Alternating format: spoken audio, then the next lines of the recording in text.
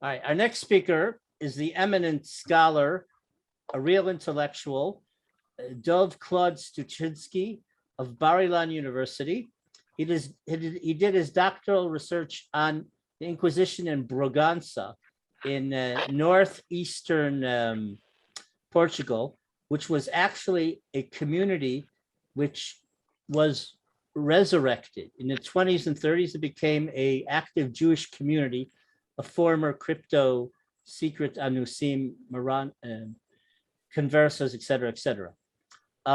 So Dov is very eloquent. He's written many books already. He's edited many publications, written many scholarly articles. I'm sure he has a big following among students. He's an evocative thinker, and without any further ado, Dov will start, and if the PowerPoint appears, we'll mesh the two.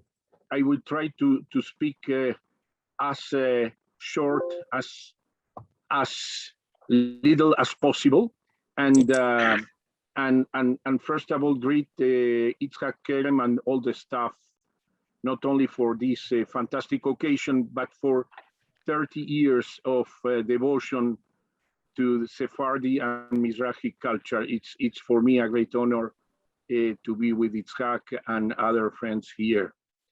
Then usually when we think about conversos and ex-converso Western Sephardi Jews, we use the term men of the nation, homens da nação. Usually those scholars who made research about the idea of men of the nation, they, thank you, they focused on the Sephardic diaspora. Let me now give you just two examples, very known examples. The first one is the Usque print shop in Ferrara, in which you see as the main symbol of Usque's printer's house an armillary sphere.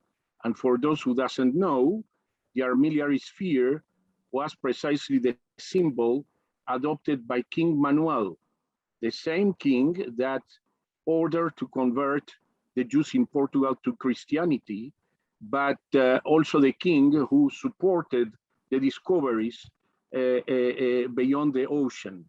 Then the Usques, they decided to illustrate the fact that they were men of the nation. That is, they were Jews, but they came from the Iberian Peninsula, living as previously, at least, as Catholics, by adopting and adapting Don Manuel's armillary spheres. Now, if you can show the second slide, this is another very known slide, a very known symbol of the phoenix, which now symbolize the Sephardic community in Amsterdam, but it began as the symbol of Neve Shalom, the community of Neve Shalom in Amsterdam. And the phoenix is, of course, symbolize this mythological bird, the renaissance from nothing, from ashes of Judaism, from the ashes of forced conversion to Christianity and clandestinity. And this is another aspect of what we call to be a member of the nation in the Sephardic diaspora. That is, on the one hand, you belong to the Iberian Peninsula, either if you live as a crypto Jew or if you live as a Catholic but suspected of being a Judaizer on the one hand, and on the other, you were also part of the Jewish community, of the larger Jewish community. And as Miriam Bodian, Yosef Kaplan, and Chaim Yosef Yerushalmi, among others, they shown years ago, these two different axes often produce different clashes.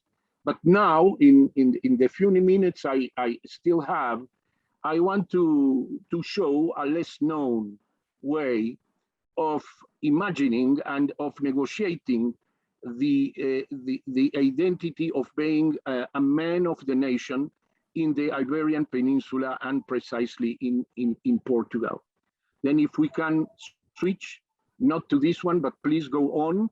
I don't have with me the, go on, please. Okay, thank you very much. Thank you very much. Here you have a charter granting to the members of the new Christian nation or members of the Hebrew nation in Portugal, a pardon or inquisitorial amnesty. And this inquisitorial amnesty was obtained by a lobby of new Christian or converso leaders, which obtained from the Pope and the King of Portugal, among others, a release from the Inquisition dungeons in 1604 or 5 in exchange of a large sum of money.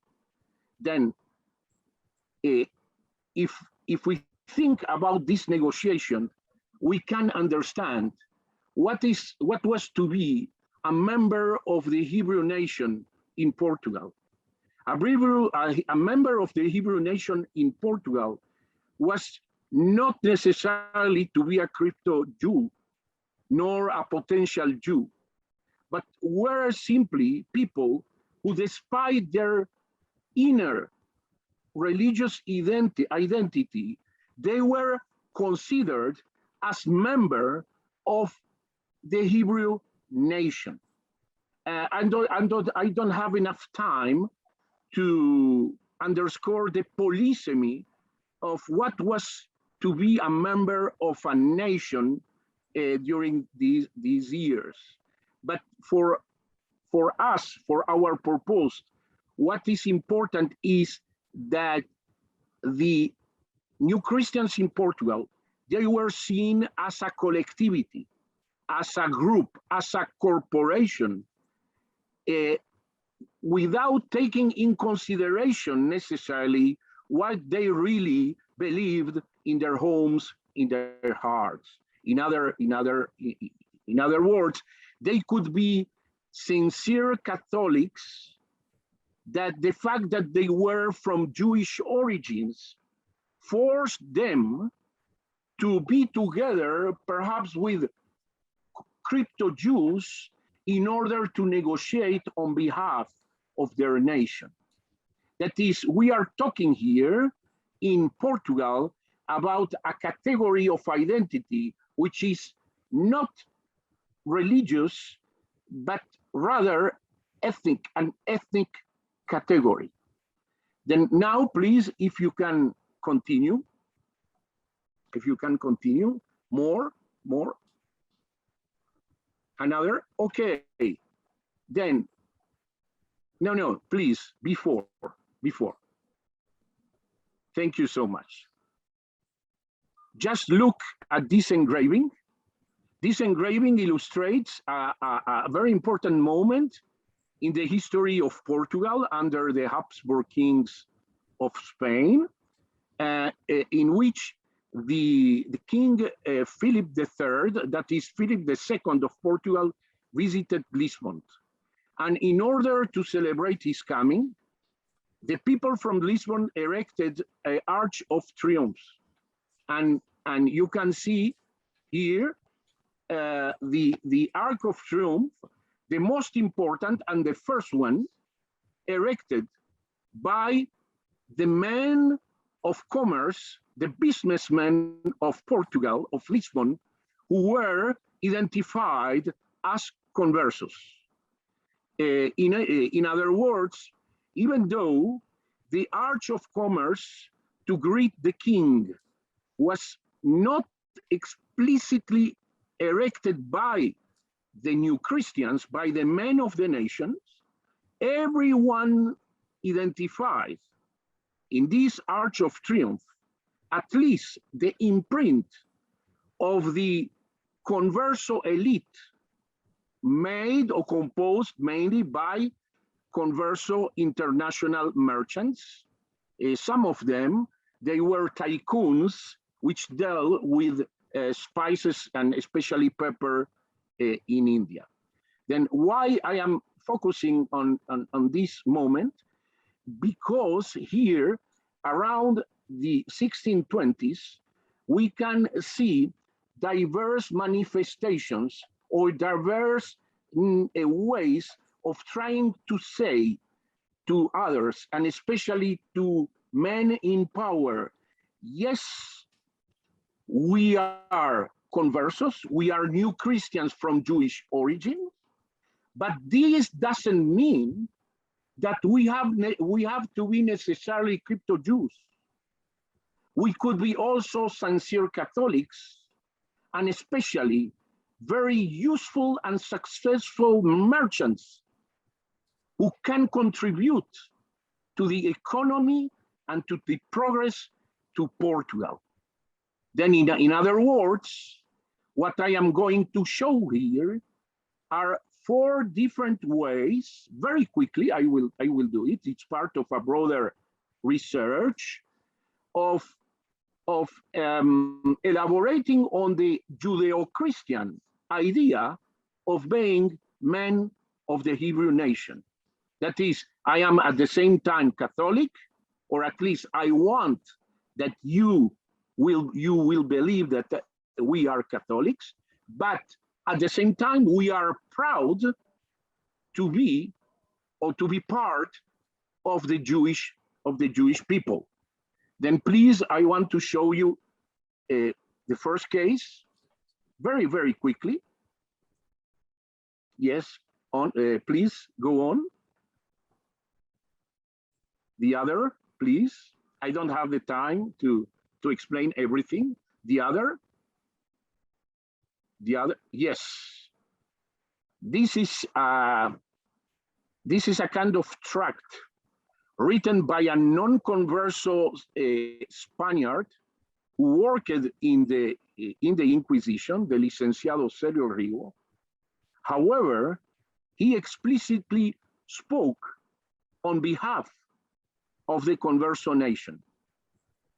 And his main point in his books, especially in this one from precisely the same date, 1619, is that Christians from Jewish origins, they were blessed by God with a special proclivity to be successful in business. As a consequence of that, instead of rejecting them, instead of persecuting them or stigmatizing them, Celio Rigo called the Portuguese nobility to welcome them and to marry with them in order to change the then collapsing Portuguese society and economy, and to transform the nobility from being parasitary into being a entrepreneur and useful for the country. The other one, please. The other one. The other image, please. The next one. Abraham.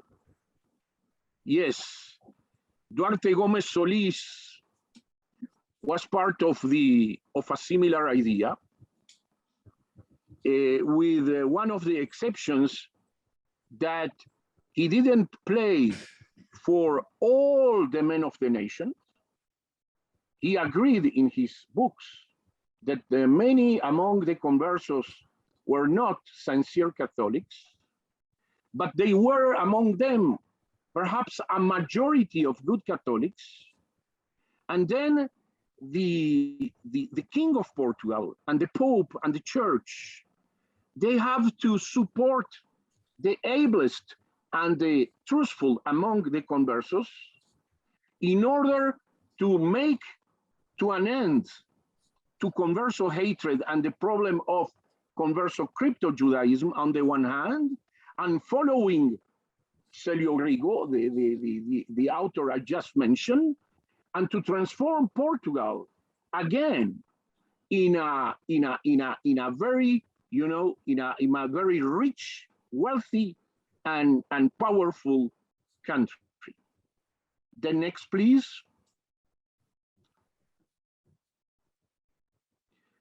Next, yeah, Duarte, no, the president one, very quickly. Duarte Mendez Solis, I just mentioned, he was related to this man, Heitor Mendez de Brito, the most important tycoon of pepper trade by the end of the 16th and beginning of the 17th century. And basically, Heitor Mendez de Brito, in the 1620s, he understood that the only way to be accepted as an important person, an important member of the Nation, was precisely to leave aside the group and to intermarry and to try with any possible way to be accepted into the nobility. And here we have two examples of Heitor Mendez de Brito as a mecenas of one of the writers of that time. Please, the next one. I am finishing in about 2-3 minutes. This is a completely unpublished and unknown manuscript. I hope to publish and edit. It's an apology written on behalf of the new Christian nation in 1624. You know, you see the dates are very close each other. Wrote by an anonymous but a converso writer, and addressed to the Pope, to Urban VIII. And basically, his claim was the Pope must consider again another amnesty, inquisitorial amnesty, for the members of the nation. And this amnesty will paradoxically enable the conversos to be fully integrated into the Portuguese society. And finally, please, the last one. Finally, it's 2 editions of another of the converso elite of those times, the Ximénez de Aragon family. They try to obtain titles of nobility by detaching them from the converso group,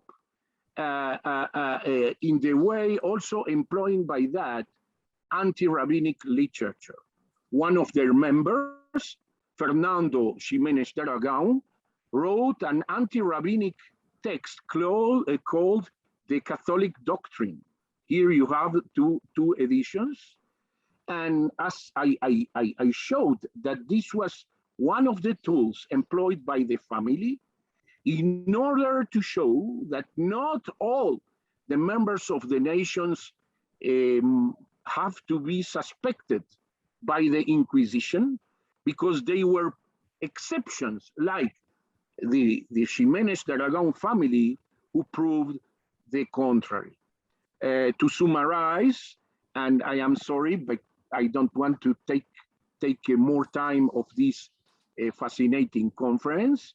Here we have just some examples of less known aspect of the converso New Christian identity. People that, on the one hand, they try to say and to convince that they want to be integrated into the society as full-fledged Catholics. But on the other hand, they had to recognize that because they didn't have any other possibility, that they came from the Hebrew stock. And in the examples I showed, we saw 4 different ways, at least, to approach the way to be integrated. On the one hand, to claim that the integration must be collective, On the other hand, here, the last slide, I showed that in the case of the Ximenes de Aragon, they said, yes, probably the majority of the conversos, they are crypto-Judaizers, heretics, etc. But there is a tiny elite like us that we deserve to be treated differently. In other words, here we have a very complex identity, which is eminently political and performative. Thank you so much. Thank you very much, Dov. I have a question, Claude. Okay. There is any published answer to these documents? I mean, there was a reaction or a letter or something of official that answered to these texts? Yes, yes, of course. And their actions were very diverse. On the one hand, the Ximenes de Aragon family were finally accepted as de facto old Christians, nobles, by the power, by the king, yeah, on the one hand. The same Heitor Bendes de Brito, who has a more sympathetic attitude towards his Jewish origins, finally also he got the same, but not him, but 3 generations after many complications and obstacles, and concerning the rest, they had to face a kind of paradox, Natania. On the one hand, these people, what were saying, we want to be integrated as full-fledged Catholics. And it is the Inquisition, the laws of purity of blood, that consider us different.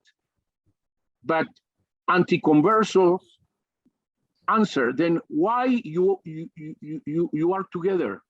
Then why you present yourself as part of a Hebrew nation? If you want to be integrated, why you don't leave aside the group? And the answer is complex because it was very difficult to leave the group because the environment, the society, identified them with the group, with their ethnic origins. Then they were in a kind, of tragedy, if I can say, or impasse, if I can employ this Gallicism. Okay, thank you. Yeah, so Dov has eloquently portrayed a duality between the new Christians and the Portuguese Jewish Nassau, the nation, and all the paradoxes and inaccuracies and polemics. But this actually is part of Portugal's history. It's relevant today, so most of these Sephardim weren't indigenous to Portugal, but they had to come to Portugal, and they're refugees, they're expulsees, et cetera. They became part of Portugal, and it's an issue. Today, it's just an issue of citizenship, but the Jews suffered tremendously, and the new Christians, of course, suffered tremendously by the Inquisition, as opposed to what Ben Zion Netanyahu claimed. Okay, I had to add that in, and there's no last word. Dov, you've showed very simply how complex this is, how intricate. There are many people who've researched and will research this, and I just want to say that Dov Stuczynski, I've heard him give clear and eloquent language talks in 5 languages: French, English, Spanish, Portuguese, and Hebrew. So that's my compliment to him. No, nothing. Okay. Just Yitzhak, if you allow me just less than few minutes. There is a very telling anecdote which illustrates what Netanya and Yitzhak were telling. It's an anecdote and probably untrue, but reflects some kind of truth. And they perhaps you know this part of you know this anecdote. As you know, it was during the 18th century that the Marqués de Pombal he put to an end the divisions, at least the juridical divisions between new Christians and old Christians in Portugal, because this was tremendously damaging the country. Then the anecdote that follows is that the king, Joseph I, asked his prime minister Pombal, how can you do that? And the inquisitor also was there. And then according to the anecdote, Pombal, he brought to the king 3 hats, San Benito hats. Those hats were put to the prisoners of the Inquisitions, to the sentenced by the Inquisition of heresy. And then the Marquis de Pombal, you say, my lord, this hat is for the General Inquisitor here. And the other hat is for myself. And the third one is for you. And the anecdote illustrates that on the one hand, the persecution was terrible, but on the other hand, a big part of the Portuguese society was finally intermarried with people from Jewish stock. And indeed, this is part of the Portuguese DNA cultural profile. Thank you. Yeah. If I can say something. Yeah. Hi. Thank you, Claude. In my opinion, the difference between the Italian clerical system of the Inquisition and the Portuguese was that in Italy there is absolutely there were no possibility for new Christians to appear in any case. All the process of the Inquisition, for instance, Venice, or you are condemned or you abjure totally. So we never had a class or a group or an elite of new Christians or conversos. Even in Ferrara, they had to say we will come back to Judaism, and then they were Jewish.